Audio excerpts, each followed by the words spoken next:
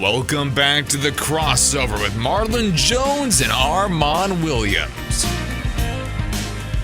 All right, welcome back to the crossover. Marlon and Armon, KDUS 1060, brought to you by Western States Plumbing and AC, where members receive 2 annual maintenance visits, as well as up to 20% off repairs and new systems. Call today, 480-712-8908. Once again, that's 480-712-8908. And this segment is brought to you by Imagine Schools, Imagine Schools is built upon expectations high enough to live up to the child's potential. At Imagine Schools, success means developing character and enriching minds as they graduate. Students well prepared for college, career, and life. Visit their website today at imagineschools.org. Once again, that's imagineschools.org. Imagine Schools. All right, Big Pimpin'.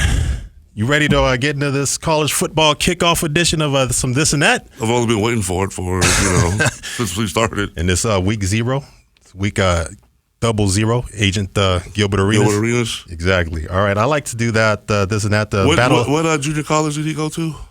What junior college? Oh, he went to the NCAA Final Four at the University of Arizona. Yeah, thank you very much. You sound like Charlie Brown's teacher. Right? Okay. Yeah. Keep stepping in that, man. Keep taking them rights. All right, we're going to do a Battle of the Mascots edition of this or that. So we should have a little bit of fun. All right, the first one up is, this is a pretty good matchup. Georgia's Uga versus Tennessee's Smokey. Marlon, who you got? I just got that all day. You got Uga? Yeah. All right. I've seen him take on Bevo. Yeah. And Bevo run. Bevo almost killed him. You saw that? He still went after him though. He wasn't doing anything. He was minding his own business, and Bevo was like, "Hey man, I'm gonna kill you if you don't."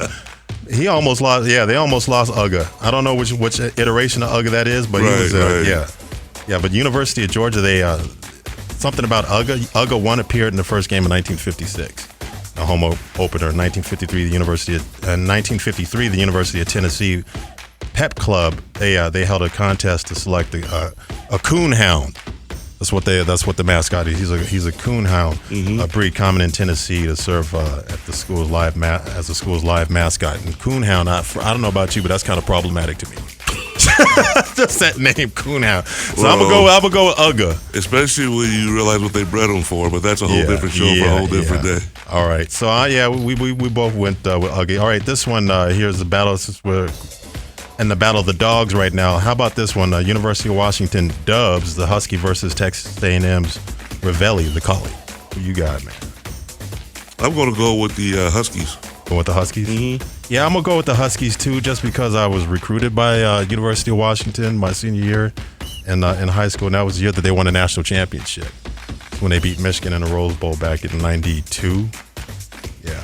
So I'm going to definitely get something, a little fun fact about both of those mascots. In 1922, the first in line of Husky mascots was adopted by the then Sigma Alpha Epsilon fraternity. So Frosty, right now they call him Dubs, but Frosty was a fox gray puppy with a sweet disposition that fans grew to like instantly. And as far as a Ravelli, the mascot for Texas A&M, that university students, they adopted the first Ravelli, a mixed breed dog, in 1931. Cadets raised $100 during World War II to make Ravelli a general. Reveille. They made Reveille. Yeah, Reveille. You get it right there. I didn't go to Texas A&M. I don't give a damn. M and A&M is military. Yeah. Which they agriculture and military. Which they have Reveille. They have Reveille. I don't give a damn. Apparently you don't. No, I don't give a damn. But Reveille. Yeah, is actually a general as part of a fundraiser that for the K9 Corps. So that was so we both chose Dub over Reveille. All right, let's go to the third one. How about this? This Battle of the Dogs. This is the Battle of the Bulldogs. Yale University's Handsome Dan versus Georgetown's Jack the Bulldog. Who you got? Georgetown. First of all, does Georgetown have a college football team? I don't care.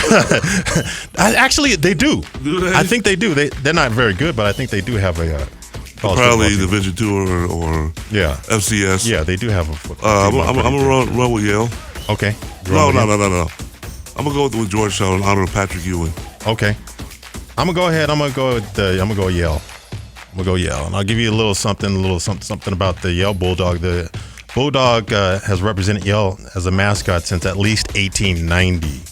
And Handsome Dan is widely regarded as the first live animal collegiate mascot. So there's a little fun fact for you. Well, there was probably a bush at Yale at that time, too. What does that have to do with I'm it? just saying, the Bush. What the hell is that? There's like eight members of the Bush family that went to Yale. So. Oh, you're talking about like George or Prescott? Probably Prescott Bush. Yeah, it's probably Prescott Bush. Mm-hmm. I thought you were talking about a Bush dog to go and like use a restroom. What the hell are you talking about, man? Oh man, see how things get lost in translation sometimes, man. yeah. Revile, Revul, Reveille. Revlon. I don't give a damn. Call him Revlon. I don't give a damn. I don't. All right. On to the next one. This is a pretty interesting one. How about this? The University of Oregon Duck. We'll call him Donald versus the Kansas Jayhawks. What do you got? What is that duck? I'm gonna go Oregon. Okay. I'm gonna stick with Oregon. We used to call them the Fighting Donald Ducks when we used to play. Oh, yeah. And the reason why, and there's a story behind that, in 1947, the University of Oregon's athletic director made a deal with his friend Walt Disney to use Donald's likeness as their mascot. So they've been using Donald Duck since 1947 as a mascot since post like World War II. And as far as the University of Kansas, it's kind of boring. Kansas mascot is a mythical bird called a jayhawk, which is thought to be a cross between a hawk and a blue jay. Well, it is in Kansas, which is a boring state. So. Yeah, it is a boring. Have you? I don't know if you ever like been there or driven through it. I've actually played in Lawrence. Oh, okay. My freshman year days, we played in Lawrence. Oh, y'all played the Jayhawks? Yep. How'd y'all do? I probably shouldn't even ask. How would you think would have happened? Yeah. That's stupid. It's a beautiful. Let me tell you, that's a beautiful facility. I bet it's a beautiful facility. And with us in the Big 12, we definitely have to take a roadie to Allen Fieldhouse to watch them. If only the rest of the state could keep up with their facilities, right? As far as like looks, absolutely, in the looks category, absolutely. But yeah, it's a great atmosphere. So. Yeah, I bet it is. All right, on to the next one. This one here should be pretty interesting. University of Miami versus the Iowa Hawkeyes. Who you got? I'm gonna go with the Hawkeyes because I like their tradition. Okay. During football season, where they wave to the fans, the children's hospital that's right there. Oh, that's right, the children's hospital. Yep. You know, we played the Iowa Hawkeyes my senior year in college out there in Iowa City. The nicest fans you've ever seen. The absolutely nicest. They were like literally they could reach out and touch us. Right. And they just sat there and they were just polite, patient, whatnot. They weren't yelling at us.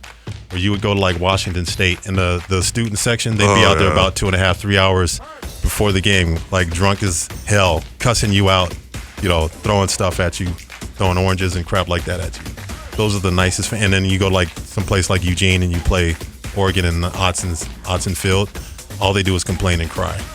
They complain and cry the entire game. Those are the nicest fans ever, like University of Iowa. But I'm going to go with the University of Miami. Go with the Canes. And there's an interesting backstory behind their mascots. The University of Miami adopted an ibis as a mascot in 1926. At the same year, the school's yearbook was called the ibis. Matter of fact, so the ibis bird is a native to the Florida Everglades that is known to be the last wildlife to flee before a hurricane.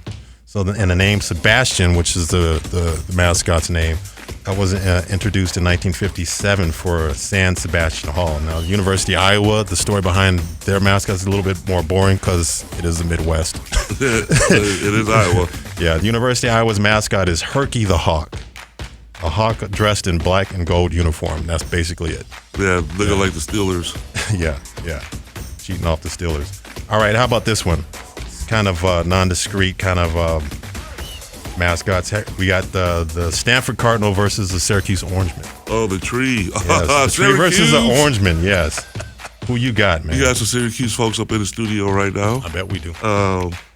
Just because they up in here, I'm going to go with Syracuse. You're going to go Syracuse? Yes. All right. Even though the tree will probably whoop them, but I'm going to rep Syracuse for my boys. I'm going to rep Stanford, man. because Pac-12. Yeah. Pac-10, Pac-12. And they got the best. It's a tree. It's a damn tree. Here's an interesting fact about Stanford's tree. The Stanford band's mascot. This is Stanford band's mascot. It's not the official mascot of Stanford. Okay. So that's their mascot. The Stanford name cardinal, of course, referring to the color red, which is a vivid color. The university, again, does not have an official mascot. While Otto the Orange is a mascot for Syracuse Orange, Otto's the anthropomorphism of the citrus fruit, wearing large blue hat and blue pants. They're going to big words for you. Yeah, and I want to give the Syracuse Orangemen a shout out for wearing pants, because he could be wandering around like that psychopath Winnie the Pooh not wearing pants. Well, they said I read somewhere that Winnie the Pooh's actually female. I just read that the other day. Shoot. Winnie the Pooh's female? Yeah, we'll get the hell out of here. Yeah, we'll delve into that in the show down the road, but yes. That's crazy. All right. Coming up next, we got some more buzz around the sports and entertainment world. Don't go anywhere, folks. You're tuned in to the Crossover KDUS 1060, and be sure to follow us once again on our Facebook and our YouTube, our Facebook and our YouTube channels at the Crossover 1060. We'll be right back.